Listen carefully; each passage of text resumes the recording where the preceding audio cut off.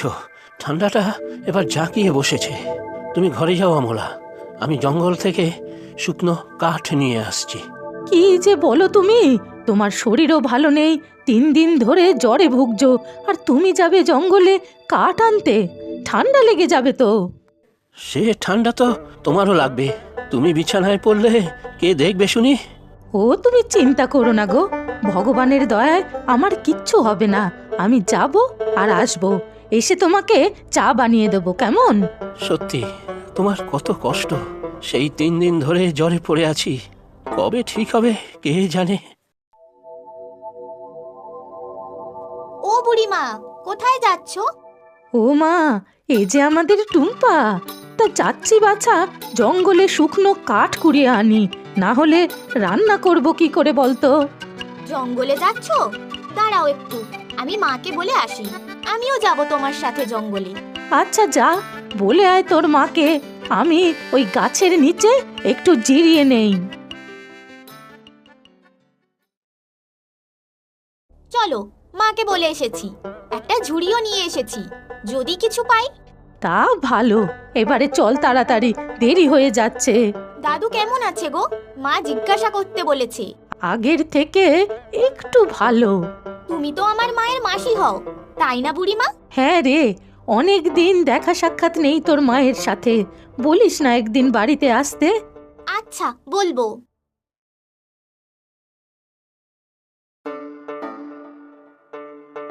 ও বুড়িমা, এগুলো কি গাছ গো? কি আর হবে, ওই জঙ্গলের আগাছা। না না, দেখোই না, একটু অন্যরকম লাগছে তো। কোথায় দেখি? এই দেখো।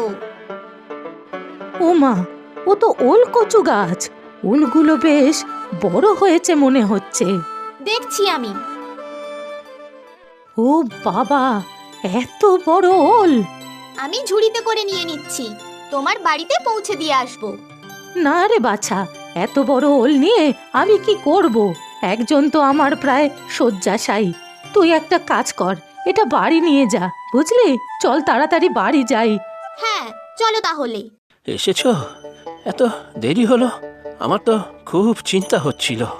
আরে ওই টুম্পাটাও তো গেল আমার সাথে জঙ্গলে, ওর সাথে একটু কথা বলতে দেরি হলো। খুব ভালো মেয়ে গো টুম্পা। ও তোমার বঞ্জি শ্যামলীর মেয়ে তো, বুঝেছি। হ্যাঁ তো, ভারী মিষ্টি মিষ্টি কথা বলে মেয়েটা। আর জানো তো, আজ এত বড় একটা ওল পেয়েছে জঙ্গলে। ওল? বাহ, এনেছো তো? ওলের তরকারি অসাধারণ। তুমি খেতে ওল? আমি আবার আনলামই না, পুরো ওলটা ওদের দিয়ে দিয়েছি। ইস, এ কেমন করলে অমলা? ওল কেউ ছাড়ে? ও মা, তোমার শরীরের এই অবস্থা, এর মধ্যে আবার ওল খেতে নাকি? পেটে সই তো? ধুৎ, কি যে করো!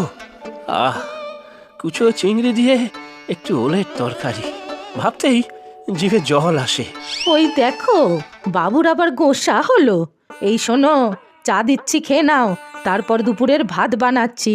আজ দেখবে তোমার জন্য পেঁপে দিয়ে শুক্তো বানিয়ে দেবো। ছ্যা, তোমার ওই পেঁপের ঘ্যাট আর মুখে রচ্ছে না।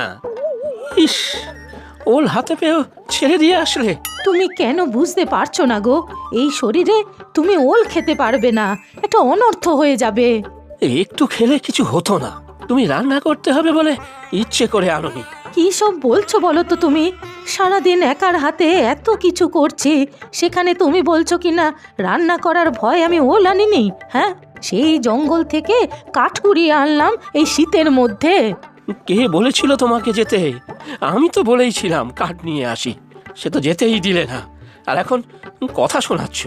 আমি কথা শোনাচ্ছি না গো, তোমার ভালোর জন্যই বলছি। এত রাগ করে থেকো না গো, চাটা খেয়ে নাও।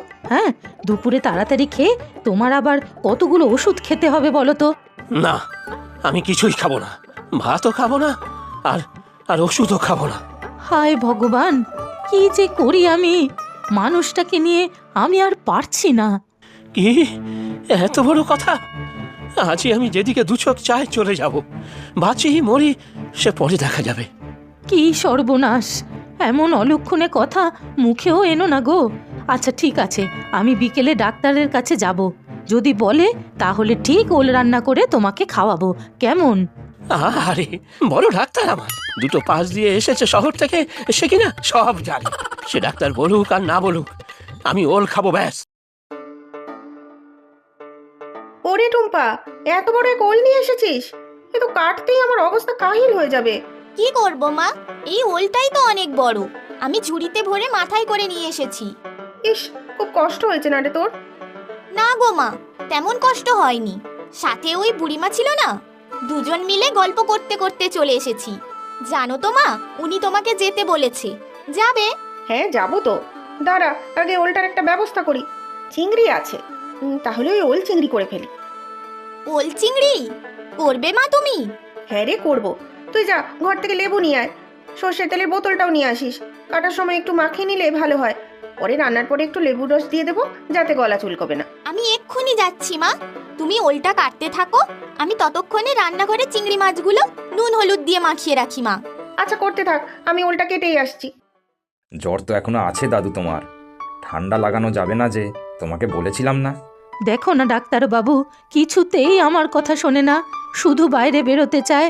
আজকে তো একদম বাচ্চার মতো করছে, কিছুতেই ওষুধ খাইনি আজকে, জানো? না না, এ তো ঠিক কথা নয়, ওষুধ না খেলে যে তোমার জ্বর কমবে না। চুলো হয়ে যাক আমার জ্বর, আর চুলো হয়ে যাক সব ওষুধ। ওল চিংড়ি না খেলে আমি কিচ্ছু খাবো না, খাবারও না। দেখছো তো মানুষটাকে, শুনছো ওর কথা? ছেলে মানুষের এক শেষ, আমার হয়েছে যত জ্বালা। তুমি আবার কি বলছো? তুমিই তো যত নষ্টের গোড়া। পুরো ওলটা টুম্পাকে দিয়ে দিল, আমার কথা একটুও মনে পড়লো না। এতদিন ঘর করছো সে কি মিছিমিছি? অত বড় ওল নিয়ে আমি কি করতাম শুনি? হ্যাঁ, তার উপর তোমার 3 দিন ধরে জ্বর, তোমাকে ওল রান্না করে দিতাম? হ্যাঁ, ঘরে হিং দিয়ে পেঁপে আলুর তরকারি করেছি, খেয়ে দেখো না গো, খুব ভালো লাগবে।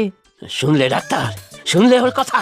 কোথায় ওল চিংড়ি আর কোথায় পেঁপে আলুর তরকারি? দাদু তুমি এত চড়ছো কেন? ঠাকুমা হয়তো তোমার শরীরের কথা ভেবেই হালকা রান্না করেছে, দুদিন পরেই না হয় এসব খেও।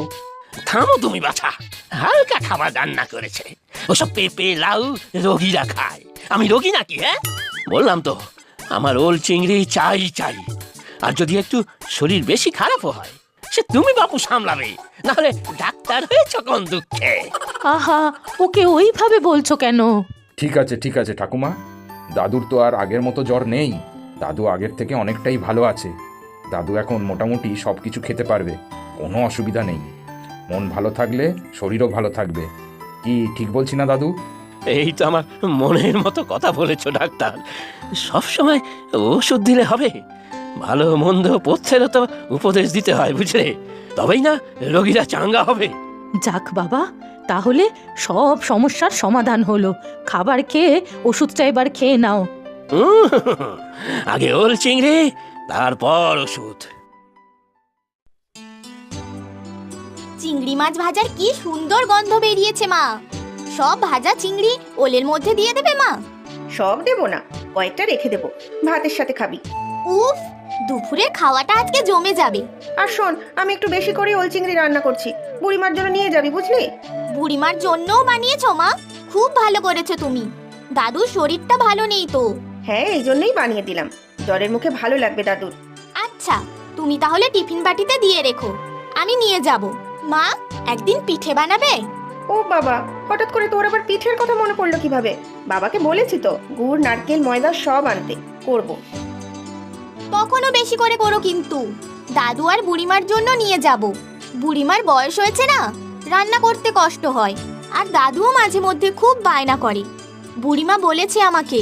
আচ্ছা, সে বানালে নিয়ে যাস খন ওদের জন্য। নে, ওল চিংড়িটা হয়ে গেছে, আমি টিফিন বাটিতে ভরে দিচ্ছি।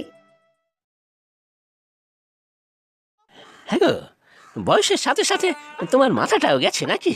তোমাকে বলেছি না কতবার আমি এসব লাউ পেঁপে খাবো না, তুমি তাও থালা নিয়ে দাঁড়িয়ে আছো। আরে না খেলে ওষুধটা পেটে পড়বে কি করে? বলছি তো আমি, কাল আমি বাজার থেকে ওল নিয়ে আসবো। না না না না, আমার আজই ওল চাই, এক্ষুনি।